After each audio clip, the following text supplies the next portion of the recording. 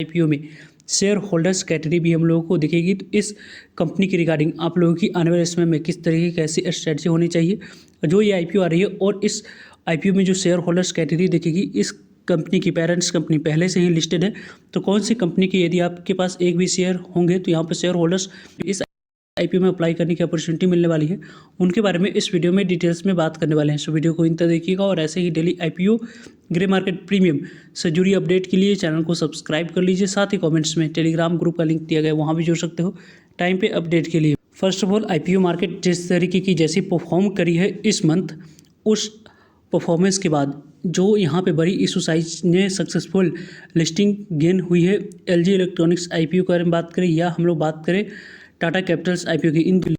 Listing अच्छी हुई है, जिनमें से एलजी इलेक्ट्रॉनिक्स आईपीओ ने शानदार लिस्टिंग गेन देती हुई दिखी है। इस शानदार लिस्टिंग गेन के बाद अब आईपीओ मार्केट में जो बड़ी इशू साइज वाली आईपीओ लाइनअप में है, उनकी यहाँ पे आईपीओ आने की चांस पूरी तरीके से अब बनती हुई दिख रही है, क्योंकि जिस कंपनी के बारे में बात करने जा रहे हैं उस कंपनी के द्वारा डीआरचे फाइल किया गया था। यहाँ पे इस कंपनी के द्वारा जो डीआरचे फाइल करी गई थी, उस डीआरचे फाइल को अप्रूवल ऑलरेडी मिल चुकी है। जैसे ही इस कंपनी की आ रही जाएगी वैसे ही इस कंपनी की ऑफिशियल डेट और प्राइस बैंड हम लोग को आते हुए दिख जाएगी, क्योंकि सेबी के पास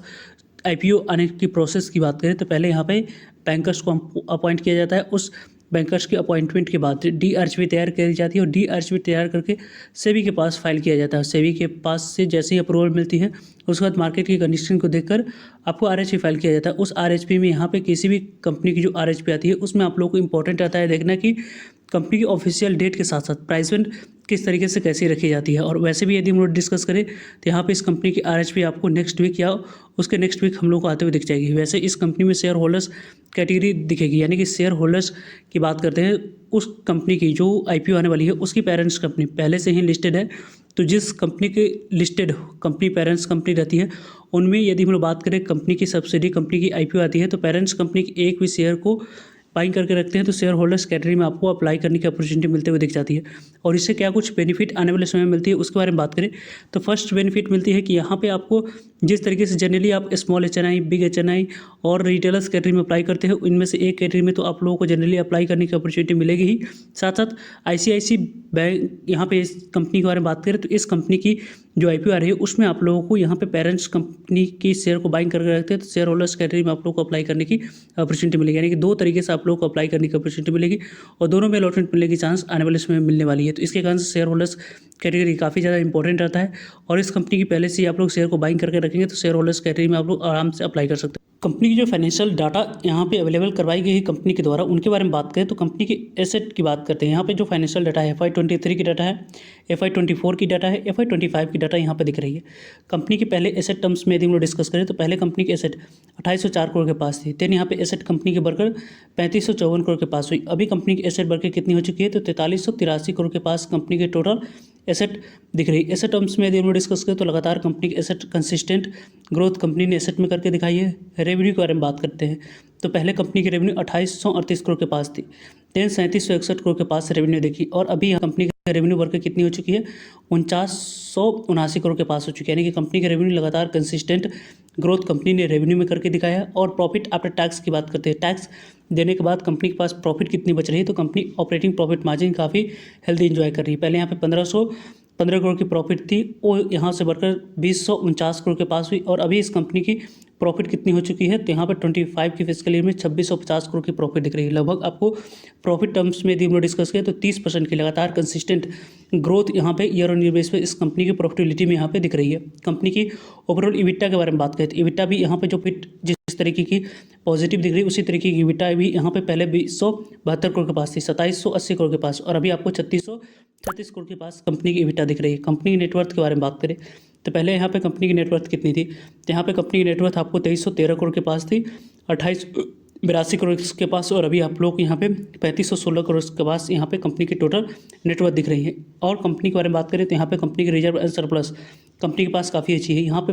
2229 करोड़ के पास कंपनी के रिजर्व एंड सरप्लस थी, देन यहाँ पे 2798 करोड़ के पास और अभी आप लोगों को 3432 करोड़ के पास कंपनी की रिजर्व एंड सरप्लस दिख रही है। कंपनी की ओवरऑल बैलेंस शीट के बारे में बात करें तो 5 स्टार इस कंपनी की बैलेंस शीट यहाँ पे दिख रही है। अब आने वाले समय में जो आईपीओ की ऑफिशियल डेट और प्राइस बैंड आएगी उस समय इस कंपनी की Q1 की फिस्कल ईयर 26 की जो यहाँ पर रेवेन्यू और एसेट और कंपनी की जो प्रॉफिटेबिलिटी है उसमें आप को यहाँ पे कंपनी ने किस तरीके से कैसे इंप्रूवमेंट करके दिखाई है और कंपनी के द्वारा वैल्यूएशन की डिमांड्स कैसी रखी जाती है, उसके अकॉर्डिंग आप लोग को इस कंपनी में पॉजिटिव या नेगेटिव मोमेंटम दिखेगी। यहाँ पे इस कंपनी के बारे में बात करें तो लगभग इस कंपनी की जो रिटर्न ऑन इक्विटी है वो आपको 82.8% की शानदार है। रिटर्न ऑन नेट वर्थ भी 82.8% की है, जो कि अपनी इंडस्ट्री के प्रियर कंपेरिजन से कंपनी काफ़ी अच्छी आउटस्टैंडिंग यहाँ पर परफॉर्मेंस करके दिखा रही है। इंटरेस्टिंग पॉइंट्स रहने वाले हैं कि यहाँ पे QIB को लगभग आपको 50% शेयर एलोकेट किया जाएगा, 35% शेयर रिटेलर्स को एलोकेट करी जाएगी, 15% शेयर HNI यहाँ पे कैटेगरी को एलोकेट किया जाएगा, NI कैटेगरी को। तो इन सभी कैटेगरी में से कुछ कुछ परसेंटेज यहाँ पे आपको काटी जाएगी पोर्शन को। लगभग यहाँ पर 2% या 3% यहाँ से QIB से लिया जाएगा, 3% यहाँ से लिया जाएगा और 3% यहाँ से लेकर लगभग 10% तक शेयर होल्डर्स कैटेगरी के लिए रिजर्व रखी जाएगी। यानी कि इस कंपनी के बारे में बात करें तो ओवरऑल कंपनी काफ़ी शानदार है। इस कंपनी की जो IPO आएगी उससे कंपनी की जो फाइनेंशियल हेल्थ है वो तो और इम्प्रूव होते हुए दिखेगी इस कंपनी के पेरेंट्स कंपनी को। और इस कंपनी की जो IPO आने वाली है और इस कंपनी की जो पेरेंट्स कंपनी, उनके बारे में तो आगे हम लोग डिस्कस करेंगे, लेकिन यहाँ पे इस कंपनी के बारे में बात करें तो ICICI प्रूडेंशियल AMC IPO हम लोग को आते हुए दिखेगी। जिस तरीके से केनरा जो बैंक की सब्सिडी कंपनी की एसेट अंडर मैनेजमेंट की जो कंपनी की लिस्टिंग हुई है उसके बाद तो पॉजिटिव मोमेंटम दिखाई है, उससे इस कंपनी की IPO आने के चांस की बात करें तो काफ़ी हद तक बनती हुई दिख रही है। मंडे को या जो स्टार्ट हो रही वीक, इसी वीक इस कंपनी का ऑफिशियल डेट और प्राइसमेंट हम लोग को आते हुए दिख जाएगी। वैसे इस कंपनी की पेरेंट्स कंपनी पहले से लिस्टेड है, कौन सी है उसको आगे हम लोग डिस्कस करेंगे। यहाँ पे इस कंपनी के फेस कंपनी की ऑफर फॉर सेल दोनों रहने वाली है, यानी कि इस कंपनी की ऑफर फॉर सेल पूरी तरीके से एक्सरसाइज रहेगी। 1,76,52,090 इक्विटी शेयर प्रमोटर्स और एग्जिस्टिंग शेयर होल्डर्स अपने स्टेक को डायलूट करते हुए देखेंगे। Book building IPO BSE NSE दोनों जगह पर कंपनी का लिस्टिंग आने वाले समय में रहने वाली है। कंपनी की बात करें हम लोग तो यहाँ पे पेरेंट्स कंपनी पहले से ही लिस्टेड है। ICICI बैंक की बात करें तो ICICI बैंक जो पहले से लिस्टेड है, इस कंपनी की एक भी शेयर को आप लोग पहले से बाइंग करके रखेंगे तो प्रूडेंशियल कॉर्पोरेशन लिमिटेड कंपनी की दोनों की यहाँ पे ज्वाइंट वेंचर्स के माध्यम से आपको ICICI प्रूडेंशियल AMC काम करती हुई दिखती है। तो इस कंपनी की पेरेंट्स कंपनी की पहले से यदि आप शेयर को बाइंग करके रखेंगे तो आने वाले समय में शेयर होल्डर्स कैटेगरी में आप लोग को अप्लाई करने की अपॉर्चुनिटी मिलेगी। वैसे यदि हम लोग देखें तो RHE फाइल होने से पहले यदि आप पास एक भी शेयर ICICI बैंक की यहाँ पर रहती है तो इस कंपनी की जो IPO आने वाली है उसमें शेयर होल्डर्स कैटेगरी में आप लोग को अप्लाई करने की अपॉर्चुनिटी मिलेगी। ओवरऑल इस कंपनी के बारे में टाइम पर आप लोगों को सभी अपडेट मिलते रहेंगे, सो जुड़ रहेगा ताकि आप लोगों तक अपडेट पहुँच पाए। अभी डाउट